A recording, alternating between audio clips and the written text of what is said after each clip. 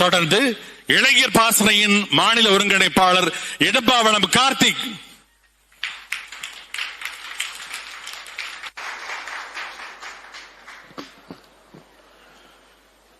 தமிழர் இறையை போற்றி தொழுகிற இப்பெரு நிகழ்வில் கூடியிருக்கிற தாய் தமிழ் சொந்தங்கள் அனைவருக்கும் பணிவான வணக்கம். உலகில் அநீதி நடக்கிற போது, அக்கிரமங்கள் விளைகிற போது, கொடுமைகள் அரங்குகிற போது அதை தடுக்கு காக்க இறைவன் வருவான் என்பதுதான் அத்தனை இதிகாசங்களும் புராணங்களும் சொல்கிற செய்தி. ஆனால் எம் இனத்துக்கு அநீதியும் அக்கிரமமும் கொடுமையும் நிகழ்ந்த போது அதை தடுத்து எம் மக்களை மீட்க எந்த இறைவனும் வரவில்லை. வந்த ஒருவன் தான் எங்களுக்கு இறைவனாக மாறிப்போனார்.